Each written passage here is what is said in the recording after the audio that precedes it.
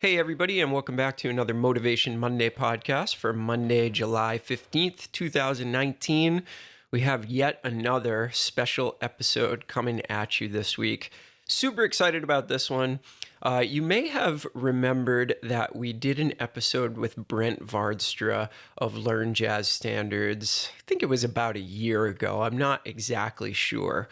But we had a fantastic time talking. If you don't know what Learn Jazz Standards is, it's another website and podcast and YouTube community that's dedicated to a lot of the same things that we do here, which is helping you on your journey of mastering jazz through weekly lessons and discussions and all kinds of things that are just going to contribute to your ability to authentically play this language and be as good as you can be. So Brent is the mastermind behind Learn Jazz Standards. He runs the website, the YouTube channel, the podcast, all the things that you see coming from that world. Brent really does it all. He's also a fantastic guitar player and just one of the best jazz educators that I've ever met. I am a religious listener to the LJS podcast, and I try to keep up on everything that Brent is doing. So I'm really excited to welcome him back onto the show this week. We have a fantastic discussion about his big three jazz practice ideas, things that you should keep in the back of your mind at all times when you're approaching this music. The way that he breaks it down is awesome. And I learned so much just from talking to him. And that's why I really enjoy having him on the show. He's a great guy. And I think you're really going to enjoy this. Also, I feel like it's worth noting that I was on his show. And actually, that episode is coming out today. So go and check out the Learn Jazz Standards podcast. And if you haven't heard enough of my voice, you'll also hear it on his show. And I had a really great time talking to him on that show as well. So make sure that you're listening to both of these if you're really serious about getting better at jazz. All right, without any further ado, please help me welcome onto the show Brent Vaartstra of Learn Jazz Standards.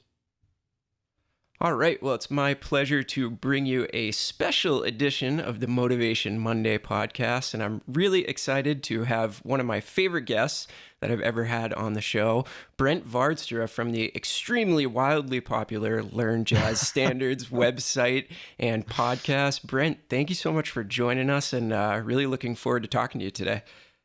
Oh man, Nick, thanks for having me on, man. I am a fan of the 10-Minute Jazz Lesson podcast, and so to be on the show again is a huge honor. So thanks for having me on. And as am I, a huge fan of everything that you do for the community. I'm imagining that a lot of people that listen to this show are also big fans of your show. But for the people that may have not run across your show, can you explain a little bit about what you do over at Learn Jazz Standards? Yes, absolutely. So Learn Jazz Standards, it's a blog, it's a podcast. We have a YouTube channel, it's videos just geared towards helping you become a better jazz musician. So whether you're, just kind of sitting on the sidelines with the jazz thing, you want to kind of figure out how to get in there, start improvising, or maybe you're somewhere in the middle of the road just to, help you improve in every way possible. So, I love everything I do, the blog, the YouTube channel, all that good stuff. But I really, don't tell the people over at YouTube, but I really like the podcast the most. I'm a big fan of the podcast. So we have great guests like you on the show.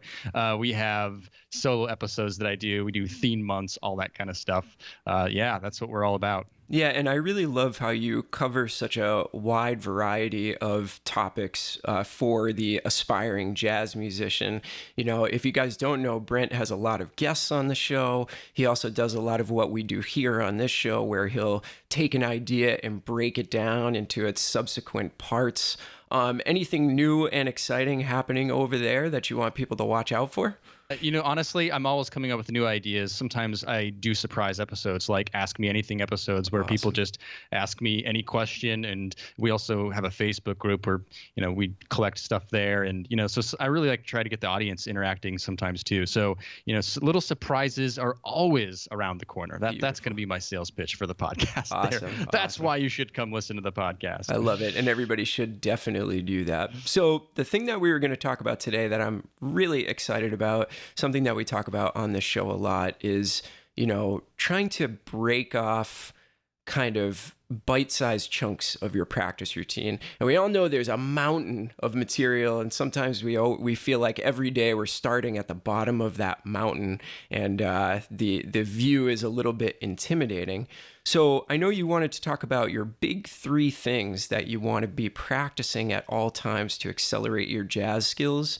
And I'm really excited about this because I think that these 3 things are going to be great for our listeners to have in their back of their mind, no matter what they're working on. So do you want to dive in? Tell us a little bit about your 3 things.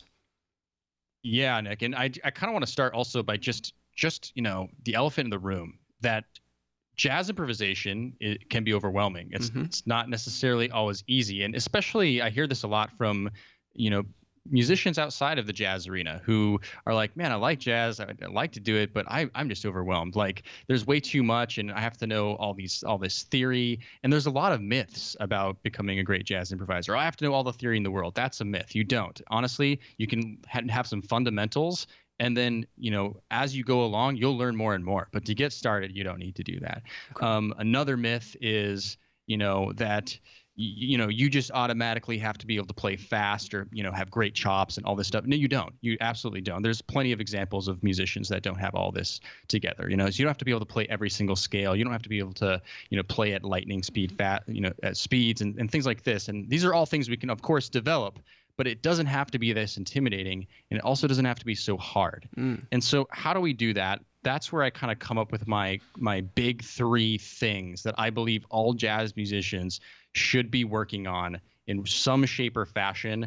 And if we really hone on these big 3 things, I truly believe you're going to improve as a jazz musician. Okay. And we can kind of cast aside a lot of the other noise. And a lot of things can, of course, fit under these categories I'm about to talk about. But if we just focus on these, we're going to have massive improvement. So should I start digging into the first one? Yeah, absolutely. This sounds great. Very excited.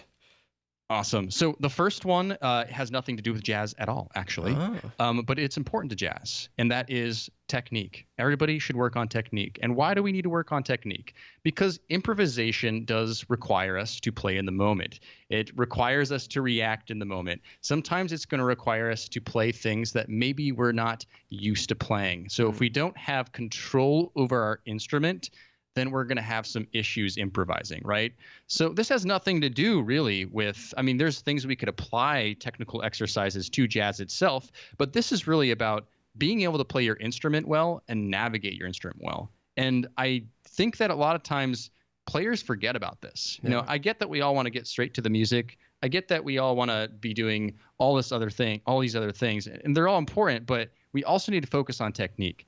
So there's 2 things with technique I think we should be thinking about. And the first one is instrument-specific stuff. Okay. So what are some things on the saxophone, Nick, that you would say are like instrument-specific technical stuff that you would suggest others work on with the saxophone? Yeah, so on saxophone, there's a big thing with sound production, right? That is a very physical process that you have to be good at in order to, say anything through the instrument. So, the different registers of the saxophone, they react differently. So that would be one of my first things, and is in fact one of the first things that I have my students work on, is just getting a good sound on the instrument. And how would one get a good sound on the saxophone? Like what's something like specific you would tell them to do? So working on air support, for example. So that can go from everything from holding your instrument the correct way to, having the neck strap at the correct height, good posture, and using your diaphragm and your physical makeup to efficiently play the instrument. Gotcha. Now, all that sounds super important to the saxophone. It's probably also important for the trumpet, right? I hear from colleagues that the long tones are great to practice and all these different things, and trombone players have their things too. But as a guitar player, I don't really need to do any of that, right? That's exactly for me, that's not what I want. What I need to be working on is, the million different ways you can play the same thing, because, the guitar is just this weird maze. I don't know who decided to construct it this way, but they did, right? So what I'm working on is different chord shapes, arpeggiating different chord shapes, how to connect the different things together all over the instrument, right? You're trying to make sense of the maze. So those are more things that I might be working on. Now, let me ask you a question about your specific instrument. Do you ever practice things that are kind of outside of, you had mentioned outside of the genre of jazz? Do you ever practice any classical etudes on guitar or anything where the end goal is really just to improve the ability to play your specific instrument? Yeah, yeah, absolutely. So I used to in college. I'm not going to say I do. I have done it recently. I Hmm. used to in college play little violin pieces, Hmm. over different pieces on the violin, right? And just that obviously, what that forces you to do is think of how to actually play that on your, like, adapt that to your instrument, Right. which is also why I'll suggest learning solos of other instruments as Mm. well, not just your own instrument, because they're thinking differently and using their instrument different than you would, but that's going to force you to have to figure that out, which is just inherently going to work on your technique. So yes, I 100% do that. Absolutely. And I also feel like, some of us think about the styles of music as having these very clear delineations. But if you start to study, let's say, some classical music or something from another genre, it does impact your jazz playing. In fact, it can give you some brand new ideas that maybe you've never thought about before. So I think it's a wise decision not to limit yourself to only practicing quote unquote jazz, 100% of the time. Yeah. Oh, yeah. 100%. 100% agree with that. So that's instrument specific stuff, but kind of what we're talking about goes with my second one here, Okay. which is, yeah, exploring some other sides, like different instruments, what they're doing, perhaps, but more like patterns is a good place to go to, and fundamentals. Like, we all need to keep touching base with those patterns and fundamentals and things like that. We do need to know our scales, not because we're going to use them to improvise necessarily. Not saying that's wrong, but not that we're going to necessarily approach improvisation that way, but we want to be able to map out our instruments with that knowledge. And being able to apply patterns, I think, is a great practice for everybody to do, because that also gets you thinking and playing in ways that you may not normally play. Mm. You'll be surprised if you think you know how to play a natural minor scale or a Dorian mode or whatever, but then you start applying weird patterns to it, it feels completely different, right? Mm. So those are kind of the things I think about with technique, but I do suggest including that in your practice routines. I would probably say you don't need to spend as much time on that as the other two I'm going to talk about, because you're going to be working on your technique on the other things that I'm going to talk about in a second as well. Okay. But focusing on this is important, and you can spend a little bit of time every single practice session. I think that'd be helpful. Yeah, absolutely. You do have to know how to play your instrument at a, fairly high level to be able to pull off a lot of the concepts that we're all working on every day.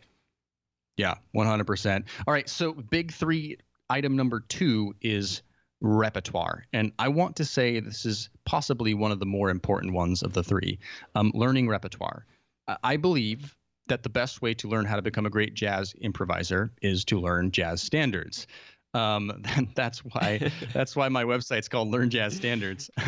But I think that the tunes can teach us how to play, because all the lessons are in the tunes. All the jazz harmony, all the music theory things that you think you have to know now. Well, you don't. But when you start learning jazz standards, those puzzle pieces will start coming together. So that's what we need. That's the vehicles in which jazz musicians use to improvise, right? Yeah. And maybe now there's, of course, not everybody's playing standards. People are composing their own music. They're playing, maybe applying jazz concepts to different styles of music, and that's all great. But the foundation is here at the jazz standards, right? If we're trying to get a good jazz education, learn how to improvise as a jazz musician. So we need to learn jazz standards. So first of all, it's learning them, and I always suggest doing it by ear. Mm-hmm. I believe I actually came on your show over a year ago and talked about my list process. Yes, Was that what I talked about? Yep. Yeah. So that's a listen, internalize, transfer. Listen, internalize, sing, and transfer. Right. Yeah. So that's really all about learning by ear. I suggest doing that over reading a piece of sheet music. Mm-hmm. You're not going to internalize it as well. You're not going to know it as well. You're not going to understand it as well. So learn by ear. I don't care if it's hard to do. There are ways you can do it. And if you just do it once, the second time is going to be so much easier. Of course, I have a million tutorials about how to do all that stuff, but that's the brief explanation there. And the second part of that is to understand them. And that's where I do believe things like Roman numeral analysis and just starting to work in the theory. Like if you learn Autumn Leaves, for example, you can relate everything to the parent minor key, or you can go the relative keys. And relative keys are important in jazz, right? So the first chord, if we're doing it in G minor, it's C minor 7, F7, B flat major 7. Well, that's a 2-5-1 in B flat major 7. Absolutely. If we understand where those chords come from, that's really important. And then the next chord is the 4 chord. It's E flat major 7, as according to the B flat major. And then we go to the parent minor, right?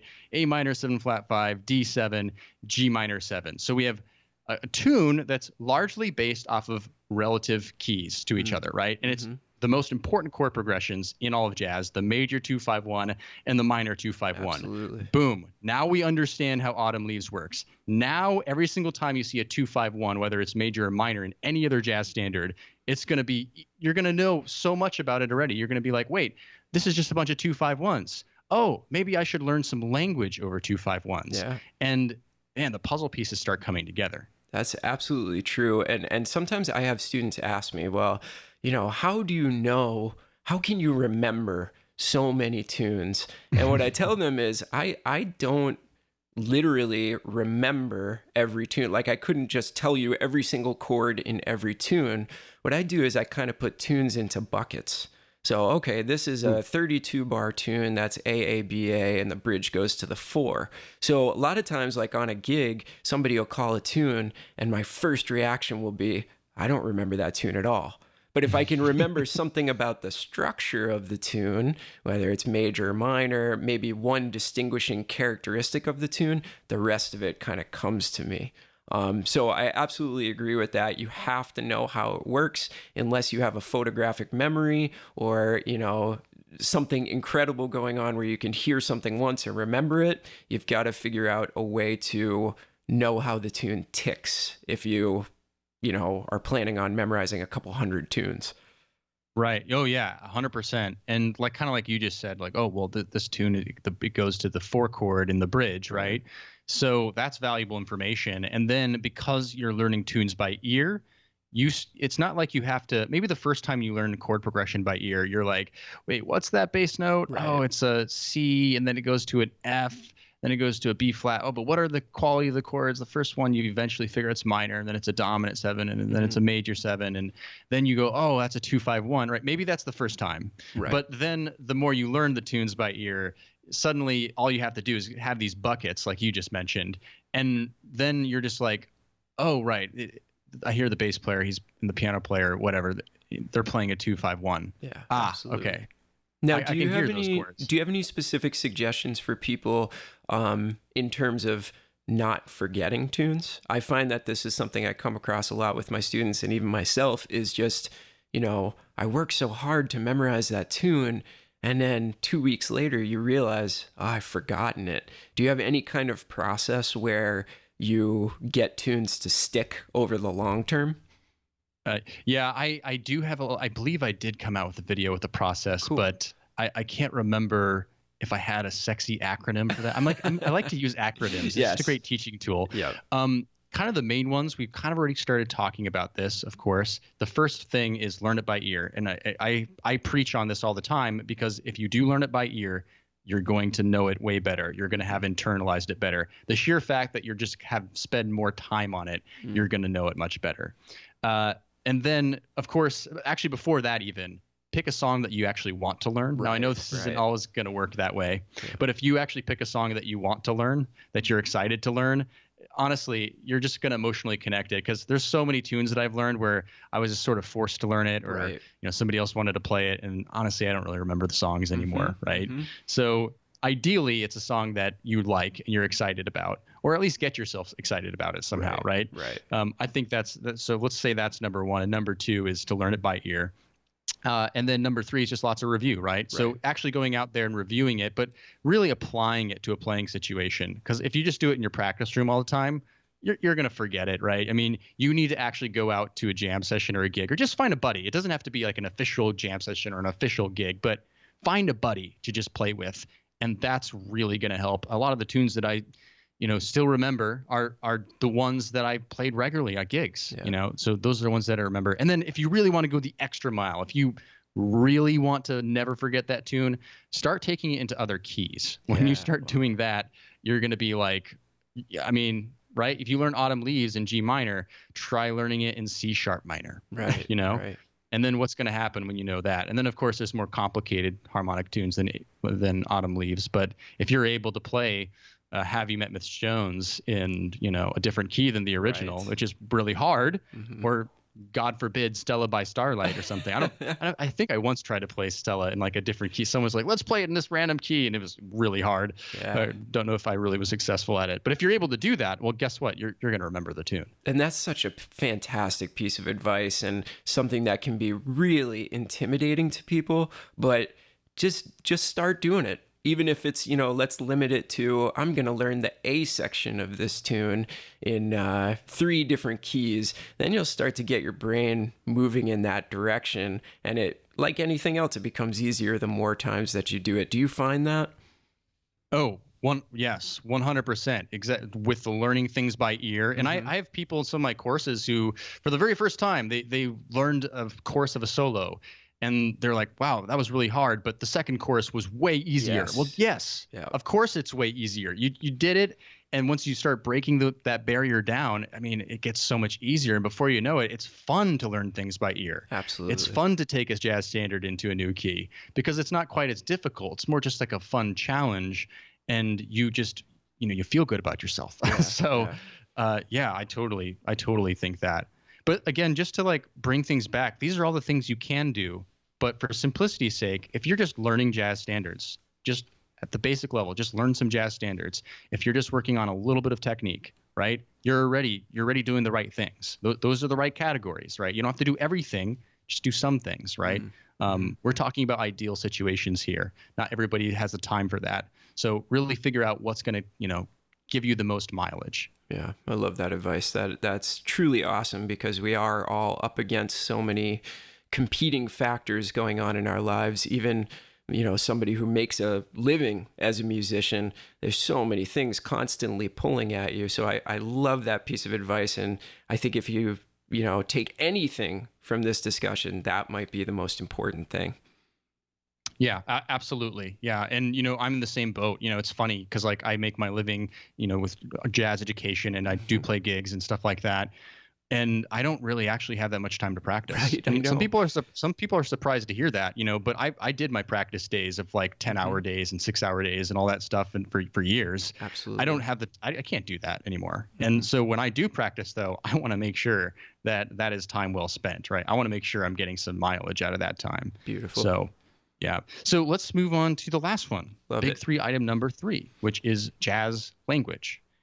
Jazz language. What I mean by jazz language, I mean the dialect, the quote unquote words that a jazz musician would speak while they're improvising, right? So we have the framework ready. We got the jazz standards, but how do we actually improvise over those? So of course there's, you know, people are like, oh, right. So what scale do I play over a minor 7th chord? And what scale do I play over this? And what music theory item can I apply over this? Or what interesting exercise? And all that stuff is fine, but it's really not what's going to get you the furthest. It's really not. I'm not saying that you shouldn't work on those things. I'm not saying that you shouldn't spend time with those things. But if you really want to get the biggest bang for your buck, learn jazz language. And again, everybody's going to say it out loud with me, by ear, right? By ear, we want to learn it. So I have 2 categories of jazz language. So obviously there's just listening. If you're not listening to jazz, then you're probably not going to really get it, right? But I have 2 categories: macro jazz language and micro jazz language. Okay. So macro is learning whole solos by ear. Have you learned any like whole solos by ear, Nick? Yeah, absolutely. I just got done with I just got done with a project where I transcribed an entire album of Sam Dillon's solos. What? A young tenor saxophone player from New York City. I thought you said you didn't have time to practice. Yeah, I know, right? That was something I built into my schedule every single day. But Wow. yeah, that was amazing. And even on a more macro level, not just one solo, an entire record, really changed the way I thought about his playing. Yeah, and that's like even more macro than I was thinking of. But So let's actually talk about the benefits of macro. This actually really fits in perfectly for what I want to say about this.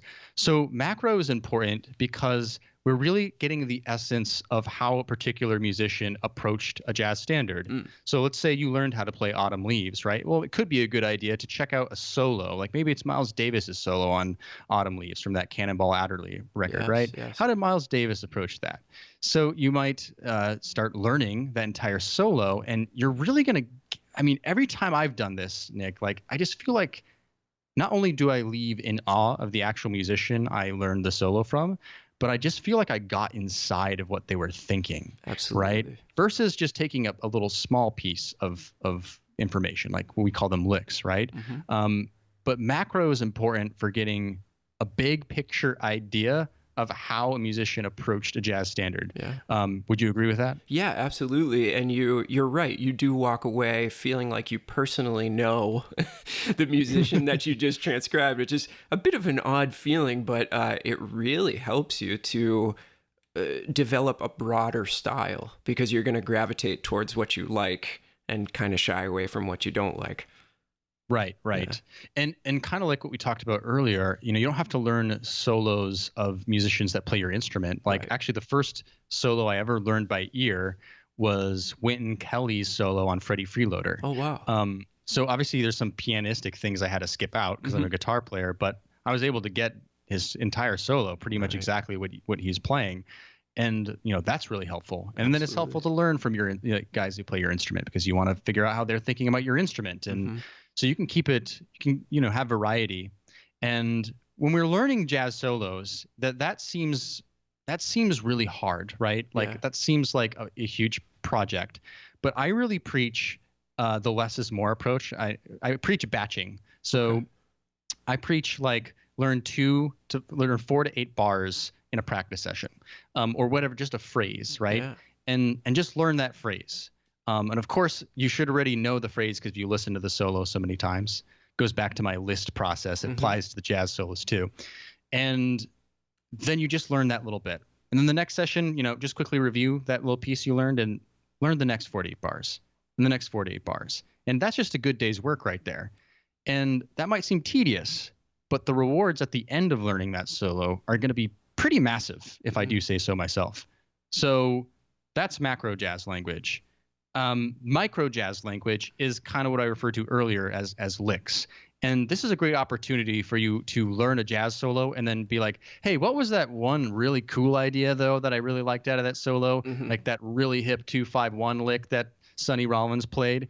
And then you take that and you really get inside of that. And again, how do I preach getting inside of that, internalizing that? Well, I have what I call another acronym for that. I call it my LIT process for getting the most out of a lick, and that is learn. Okay, so you learn the lick. Easy, you already done that. Internalize. How do I suggest internalizing? You take things into all 12 keys, or at least multiple different keys, it forwards and backwards. And then finally transform, which is where now you don't want to play a lick verbatim when you're soloing. It's going to sound awkward. It's not going to work very well. So this is the time where you just get to kind of play around with it for a while. Well, what if I start on this note? And he was targeting the third there on the dominant 7th chords. Well, what if I keep that side in, but try going up this arpeggio, this minor 7th arpeggio, and then learning on the 3rd of the dominant 7th chord? Or, well, what if instead of resolving on the 3rd of the major 7th chord, I tried landing on the 9th? What would that sound like, right? And then you just start creating your own ideas and you start composing your own ideas. And those ideas that you really compose are going to be the best ideas, the ones that actually stick. But in order to be able to do that, you had to learn the jazz language. So that's why jazz language is one of the big 3. You learn some jazz language, you can start making music. I love that idea of theme and variations. That's what it sounds like. And the variations that you write off of something that you naturally gravitated towards because you picked out that one spot of the solo, that's really how you're going to develop your own voice. Do you agree with that? So you're going to take the architect that you really respect, somebody who's a master of the jazz language, and you're going to kind of take a lesson from them, but come up with your own ideas. 100%. 100% I agree with that. And we also use this thing in the jazz world. Yeah, steal licks from the greats or Right, whatever. right, Like, well, steal them, but it's not really, right? right. Because like, yeah, steal them, but then don't actually steal them. Like, Mm-hmm. Mm-hmm. because if you just flat out repeat that idea, I guarantee you it's not going to sound very good. And I hear all the time from people like, hey, like, how do I play licks so it doesn't sound like I'm just, waiting for them to come up in the line and then I play Right, them, right? right. Well, that's that you're practicing licks wrong, right? Mm-hmm. Like you're practicing licks wrong. You need to start composing your own ideas. And those ideas, like you just said, Nick, are going to be the ones that really develop your own sound that ultimately are really going to stick there. But you kind of took concepts from the other guys, the guy you were learning, the gal you were learning, that are really going to stick out for you in the end, that you learned that language. The whole crux of this stuff you've been talking about is that ear component, right? Because you're not just going to memorize hundreds of licks and be able to kind of regurgitate them. So I love the fact that in all of your different systems, the ear is the biggest component of that. That I think that's my favorite part of everything that you present is you always come back to the ear side of things. Yeah, 100%. And again, that goes back to the biggest bang for your buck. And this could even apply for technical exercises. So I have like a sheet up for these different patterns. And someone said, well, I don't read music, so I can't use this. And I was like, well, yeah, actually, but I provided the recording to it. Right. So, why can't you just learn it by ear? You're Right. still doing the same thing. So even if you are, not able to read music or you struggle with reading music, that's no excuse when it comes to jazz improvisation. It really is not, right? And even with technique, right? I mean, it's great to read technique, right? But also, you can just learn it by ear. If you can hear it happening, then you can play it. Maybe you just figure it out once. You're slow at reading, but you figure it out once. You can, just hear it now, and now you can just take that into a different scale or a different key, or you can do so much with that. So Yeah, I love it. all this may still sound overwhelming, though, right? Like it's sort of like we just talked about a lot of things here.